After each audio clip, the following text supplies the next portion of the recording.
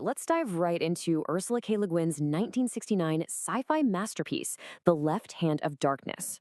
Written right in the middle of the Cold War, this novel isn't just a story. It's a brilliant sociological and biological thought experiment. And in today's explainer, we're going to explore exactly how it functions as a literal societal laboratory. To really grasp the concepts we're unpacking today, we have to start with a wild, immediate question. Imagine a world where literally anyone you meet could father a child 1 month and then, carry a child the next. How would that change the way society functions? Would we still have patriarchal structures? Would we even have war? This single question fundamentally rewrites every single rule of human interaction. And the crazy part? This isn't some modern contemporary debate. This is the core premise of Le Guin's novel from over 50 years ago. So, how exactly does she pull this off? Well, let's look at the biology of the planet Gethin and how Le Guin goes about redesigning human nature. Just strip away our basic human assumptions. Le Guin engineered a highly specific alien biology for the inhabitants of this planet. It's like a giant societal reset button. For 21 days a month, the Gethnians are in a phase called summer. During this time, they are completely androgynous. Sex simply does not factor into their daily labor, their social status, or their politics. It is literally removed from the daily equation. But after those 21 days, the music stops. They enter a phase called Kemer, which is a brief estrus period, effectively a short physiological window of sexual readiness. And here is the mechanism that changes everything. The crucial point is that when they do enter Kemer, gender is entirely temporary and it's entirely reactive. If you enter this phase and your partner takes on female traits, your body automatically responds by taking on male traits, or vice versa. There is absolutely no permanent gender on this planet. You don't get to choose, and you definitely don't stay one way.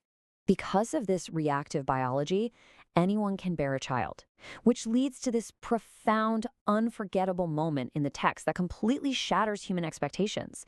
It's just casually noted by the human ambassador observing their society. The king was pregnant. When you read that, your brain almost short circuits for a second, right? Because it so directly defies the foundational rules of human biology and royal lineage that we are so used to. And that biological reality ripples outward into our next section, a world without war, and the societal consequences of this reset. Now, let's zoom out from the biology to the macro level to see how a fluctuating libido actually stops a society from building armies. Le Guin proposes that permanent gender roles create the foundational template for division in a society. You know, the idea of the strong versus the weak, the protector versus the protected. Without a continuous biological drive tied to permanent masculine territorial aggression, that whole us versus them binary is completely eradicated. The Gethnians absolutely have personal conflicts. They get angry, they argue, they have skirmishes for sure. But the concept of systemic organized warfare simply never develops. They literally have no armies. However, writing about a society without division turned out to be incredibly difficult. Let's look at the pronoun trap and how Le Guin hit the limits of 1960s English.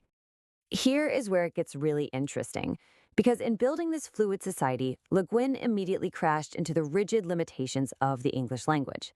Building a genderless biology is great in theory, but when she had to actually write it down on paper, she defaulted to using the pronoun he for all the aliens. By doing this, she unintentionally triggered what academics call masculine normativity, which is basically the ingrained societal assumption that male is the default baseline for a person. So she accidentally sabotaged the very genderless dynamic she was trying to build. And the real-world consequence of that linguistic choice is fascinating, because the text repeatedly used the he pronoun. Readers, and frankly, even her own narrator, visualized these fluid characters entirely as men. Readers ended up interpreting these profound fluid partnerships simply as standard male friendships.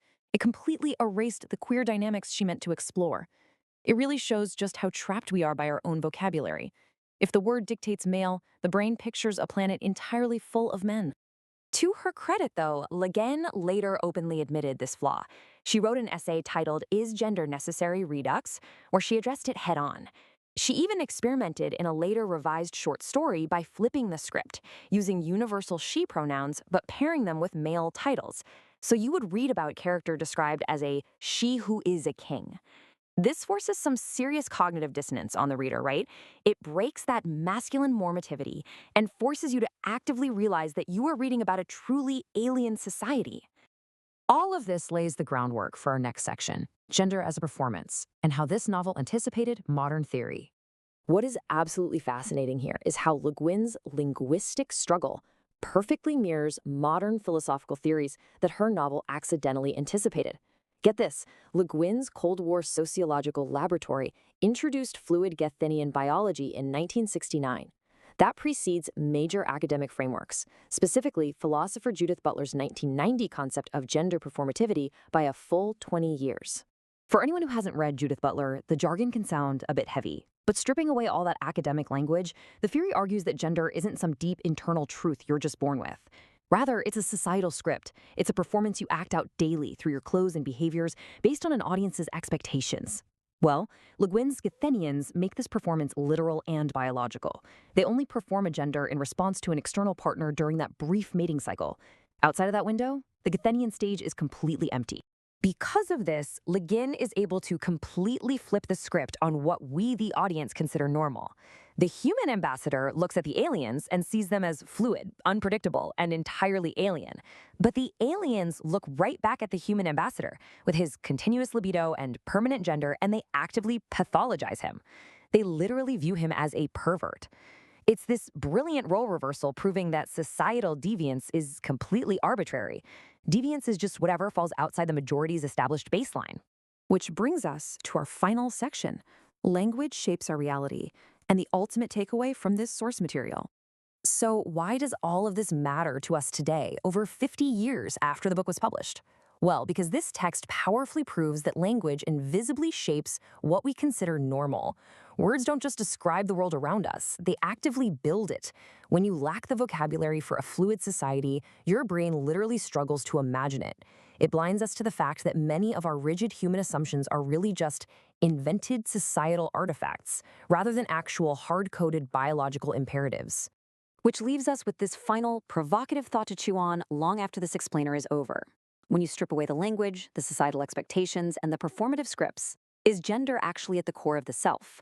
Or is there a deep-down Gethnian layer inside all of us that is simply unadornedly human? Thanks for exploring this incredible source material with me today. Keep asking questions, and I'll see you in the next explainer.